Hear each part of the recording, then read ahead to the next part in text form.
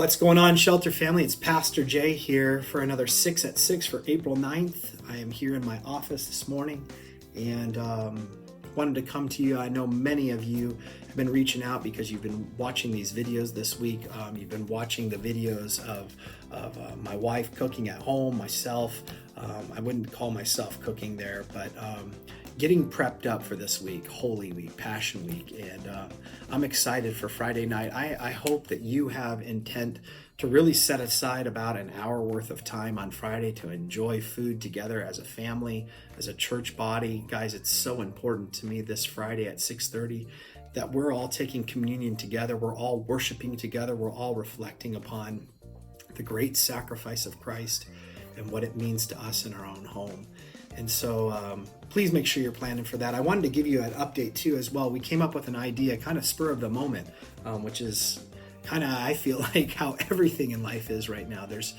It's very difficult to plan. So I think the positive to this is sometimes we get an idea that sounds good and we can do it. So this Saturday night at 8 p.m. on the west side of the building here in the parking lot, we're going to do a little movie. We're going to do a little drive-in movie with popcorn and with Coke and different soda. And you can come in, they'll all be pre-packaged. Grab one of those, go in with your car and just sit in your car and tune to the radio station that we have the film on. We're going to be showing the movie Risen, which is a really, really, really cool depiction of what it was like to be a Roman soldier at that time. And this particular Roman soldier who was in charge of making sure that the tomb would be safe and kind of what happened with all of that. It is a really, really cool movie that was in the theater a few years back and really touched my heart. And so if you want to plan to come out this Saturday with your family, your husband, your wife, your girlfriend, boyfriend, whatever you want to do in your car, practicing social distancing, yet still being together, man, I would love to see you out here Saturday at 8. So that is that. I wanted to point out a couple things as we've been going through these sayings of Christ while he's on the cross. Something kind of dawned on me. We can take a lot of solace, we can take a lot of instruction from what Jesus did in his sayings on the cross, but we also can take a lot of instruction from what he didn't say while he was on the cross.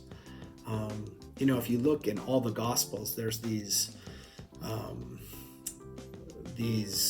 different versions of what people did to him and said to him while he was on the cross. In the Gospel of John, we see the soldiers taking the cloth and putting vinegar in Jesus's mouth and laughing and making fun of him. And in the book of Luke, we see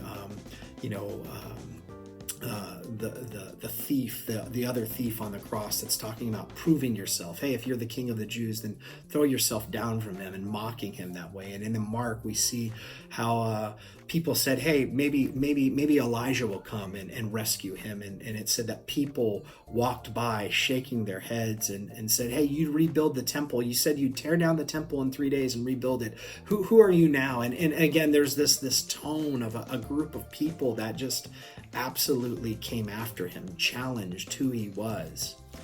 And we see Jesus not saying anything, just not responding, right?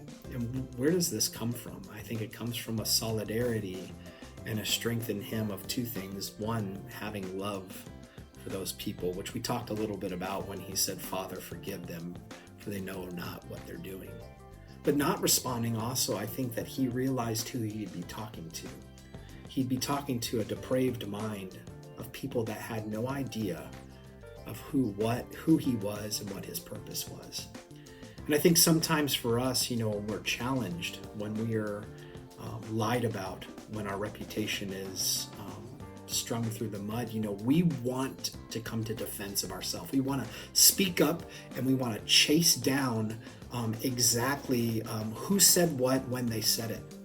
That's not the example that Jesus gives here in this. In fact, Proverbs chapter 13, verse 3 says this, whoever guards his mouth preserves his life. He who opens wide his lips come to ruin. And so the concept here is the person who guards his mouth actually preserves his life, not just his physical life, but I actually think preserves a reputation. 1 Peter chapter 3 and verse 4 says this, that you should clothe yourself instead with beauty that comes from within.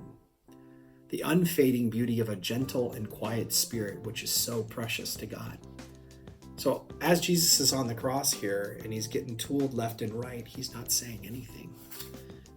He's the example that we're supposed to follow, I believe, that in the most treacherous moment where he is completely without power, by holding his mouth, he showed great power. You and I have this opportunity every single day, every single week when we are challenged.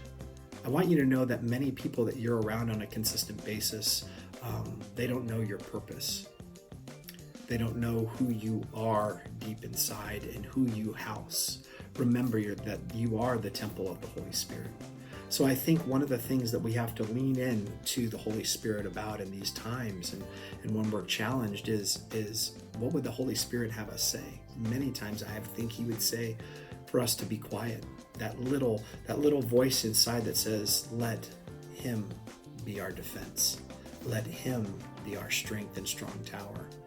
I hope this makes sense to you, because I think that in our world today, there's such a dividing line. It's becoming more and more, even though we're all in the same boat with this whole virus thing, even then we're seeing division.